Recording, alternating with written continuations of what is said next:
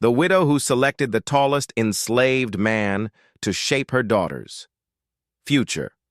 Margaret Thornhill stood before 12 men in chains, her cold blue eyes measuring each one like livestock at auction, while her 3 young daughters waited in the plantation house, unaware their mother had just purchased their futures along with human flesh. The morning sun beat down mercilessly on the red Georgia clay of Thornhill Estate in the summer of 1851. Margaret's black mourning dress absorbed the heat, but she stood motionless, her spine rigid as the oak trees lining the property. 6 months had passed since cholera claimed her husband, Thomas, leaving her with 3 daughters, a failing cotton plantation, and a reputation that was crumbling faster than the mansion's pillars. The slave trader, a thin man named Cyrus Webb with tobacco-stained teeth, gestured toward the line of men. "This here's prime stock, missus. Thornhill, all strong backs. That one there can pick 300 pounds a day." Margaret's gloved hand rose to silence him. Her gaze had already fixed on the man at the end of the line. He stood at least 6 feet 4 inches tall, his shoulders broad despite the visible ribs beneath his dark skin. But it wasn't his physical strength that captured her attention. It was the way he held his head high, even in chains. The way his eyes, though carefully lowered in the presence of white folk, contained something she recognized: intelligence that couldn't be beaten out, pride that survived despite everything designed to crush it. That one. "What's his name?" "That's Solomon. Came from a Virginia estate. Previous owner said he could read and write before they corrected that notion. He's troubled, ma'am. Smart ones always are." Margaret stepped closer. The other enslaved men kept their eyes down, but Solomon met her gaze for just a fraction of a second. In that brief moment, she saw what she needed. "How much for him alone?" Webb's eyebrows rose. "Ma'am, if you're looking for field hands, I got better." "How much?" The transaction took less than 20 minutes. Webb pocketed her money with visible confusion, trying to convince her until the last moment that she was making a terrible mistake. Margaret signed the papers with the same decisive strokes she'd used to sign her husband's death certificate, feeling neither guilt nor triumph, only the grim satisfaction of a woman executing a plan. She led Solomon to the plantation herself, not on horseback as custom dictated, but walking ahead of him on foot. The slave quarters were to the left, but she turned right toward the main house. Solomon's footsteps behind her hesitated. "Keep walking," she commanded without turning around. Inside the house, the air was cooler but heavy with the smell of decay and old money. Margaret's 3 daughters sat in the drawing room with their governess, Miss Abernathy, a pinched-faced woman from Charleston. Eleanor was 14, Catherine 12, and little Sarah just 8 years old. All 3 had their father's weak chin and their mother's calculating eyes. Miss Abernathy stood abruptly when Margaret entered with Solomon.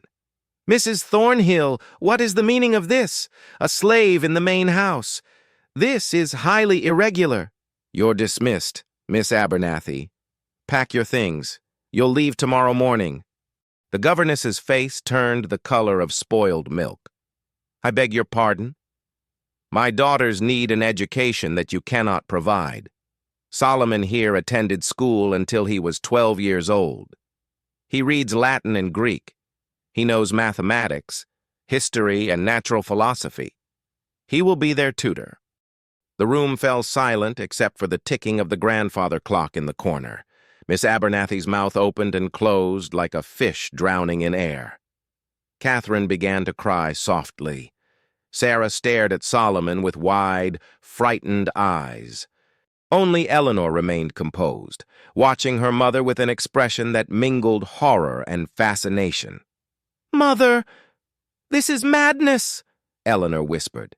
"The neighbors, the church, they'll destroy us."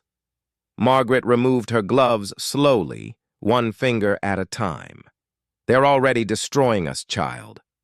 Your father left us with debts that exceed the value of this estate. No proper gentleman will marry any of you because we're now considered poor relations. Miss Abernathy teaches you needlepoint and French pronunciation while the world demands women who can manage accounts, understand law, and think like men. Solomon will teach you these things." She turned to face the enslaved man directly.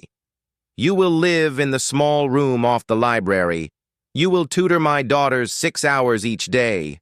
You will take your meals after we've finished ours, but you will eat the same food. You will not be whipped or sold as long as you perform your duties. If you attempt to escape or harm my daughters, I will see you hanged. Do you understand?" Solomon's voice, when he finally spoke, was deep and measured. "Yes, ma'am. I understand." "Good. Eleanor will show you to your room." The first weeks were torture for everyone. The plantation's overseer, a brutal man named Pike, threatened to quit when he heard about the arrangement. The few neighboring families who still visited stopped coming entirely. Reverend Matthews delivered a sermon about Jezebel that everyone knew was directed at Margaret. Anonymous letters arrived threatening fire and damnation. Margaret read each one at breakfast, then used them to start fires in the parlor. Inside the library, Solomon taught with methodical precision. He began with mathematics, scratching equations into slates while the girls struggled to keep up. Eleanor proved quickest, her mind sharp enough to grasp concepts after one explanation. Catherine had to work harder but possessed determination. Little Sarah learned through stories, and Solomon discovered he could teach her anything if he wrapped it in narrative. But the real education happened in the moments between lessons. Solomon taught them how to read a contract for buried clauses. He explained how banks manipulated interest rates. He showed them the property deeds and explained which lands produced cash crops and which were essentially worthless swamp. He taught them, in essence, how to think like the men who would otherwise control their futures. One evening in October, Margaret stood outside the library door, listening. Solomon's voice drifted through the gap. "The law says enslaved people are property. But the law also said your mother couldn't inherit this estate without a male relative's approval. Laws are written by people, and people are fallible. The question isn't what the law says today. The question is what you'll do when you have the power to change it." Margaret's hand trembled on the doorframe. She had purchased this man believing she was acquiring a tool, a means to an end. She hadn't anticipated that he might actually believe in the future he was helping to create. A future that would, by necessity, have no place for people like her, people who owned other people. The crisis came in November. Pike, the overseer, had been drinking since noon when he burst into the main house wielding a horsewhip. His face was purple with rage and alcohol. "I won't stand for it no more. That buck thinks he's better than white folks, teaching them girls to think they're as good as men. It ain't natural and it ain't right." Margaret stood from her writing desk slowly. "Leave my house immediately. I'll leave after I teach that Solomon the lesson you should have taught him day one." Pike shoved past her toward the library. Margaret grabbed the fireplace poker and swung it with all her strength, connecting with the back of Pike's head. He dropped like a slaughtered hog, blood pooling on the Persian rug. The library door opened. Solomon stood there with the 3 girls behind him. All 4 stared at the unconscious overseer, then at Margaret with the poker still raised. "Is he dead?" Catherine asked, her voice small. Margaret knelt and checked for a pulse. "No, Solomon, help me drag him outside. Girls, fetch water and clean this blood before it stains." They worked in silence, moving Pike's body to the barn. When the doctor arrived an hour later, summoned by Margaret, she explained that Pike had been drinking and fell from his horse. The doctor, who'd known Margaret since childhood, looked at her for a long moment before accepting the story. Pike left the plantation the next morning with 2 months' wages and a promise of more if he kept quiet. That night, Margaret couldn't sleep. She walked through the dark house until she found herself outside the library. Through the window, she could see lamplight. Solomon sat at the desk, reading, not studying the girls' lessons, but reading for himself a volume of Plutarch that Thomas had kept for decoration, never having actually read it. She tapped on the window. Solomon startled, then rose and opened the door. "Ma'am, is something wrong?" Margaret stood in the doorway, still in her nightdress and robe. For the first time since Thomas's death, she felt the crushing weight of what she'd done, not just bringing Solomon into the house, but the entire monstrous system that made such a transaction possible. "When they're grown," she said quietly, "when my daughters have the education and means to manage their own lives, I'm going to free you. I'll write you papers of manumission." Solomon studied her face in the lamplight.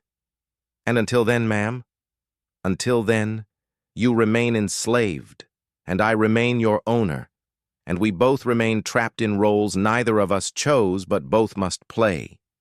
That's honest, at least. It's also insufficient, I know that. Solomon closed the book carefully. "Your daughters asked me today what I would do if I were free.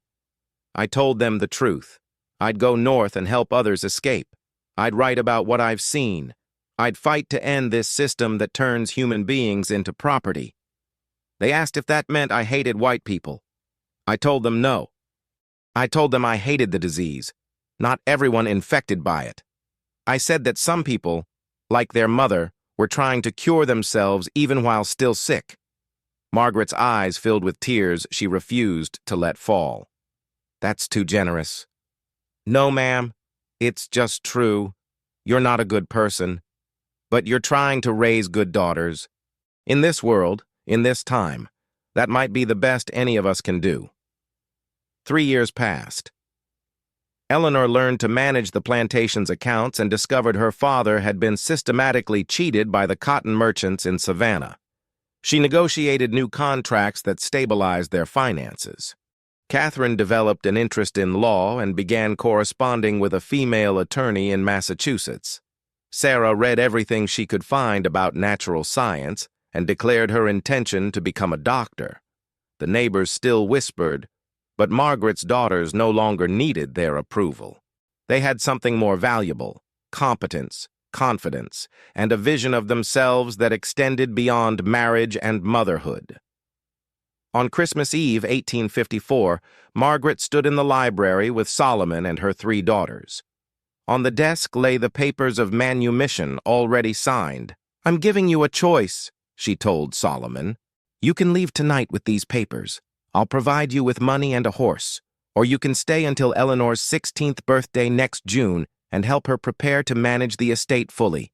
Either way, you're a free man as of this moment." Solomon picked up the papers, reading through them carefully. His hands shook slightly. "I'll stay until June," he said finally. "But not as your slave, as your employee. I want wages, the same as any white tutor would receive." "Agreed." Eleanor stepped forward, extending her hand. After a moment of hesitation, Solomon shook it. Then Catherine, then Sarah. Margaret watched her daughters shaking hands with the man she'd purchased and understood that she'd succeeded in her original goal. She'd shaped their future, just not in the way any of their neighbors could have imagined, and not without destroying her own place in the society she'd been born into. The cost had been high. She would die in this house, alone and despised by her peers, but her daughters would live free from the limitations of gender, free from the intellectual imprisonment of their class, and free from the moral blindness that allowed people to own other people. Solomon left in June with his papers, his wages, and the education he'd maintained despite everything designed to take it from him. The last Margaret heard, he'd made it to Boston and was working with abolitionists. Eleanor took control of the estate at 16, proving more capable than her father had ever been. Catherine eventually went north to study law. Sarah pursued medicine against every social prohibition. Margaret Thornhill died in 1861, just as the nation she'd lived in began tearing itself apart over the question of slavery. Her daughters attended her funeral, 3 educated, independent women in a world that hadn't quite caught up to them yet. The tombstone they chose bore a simple inscription: She saw the future and had the courage to create it, even when it meant her own obsolescence. In the end, that was both her triumph and her tragedy, that the better world she fought to create had no place for people like her, people who'd participated in and profited from the evil they later opposed.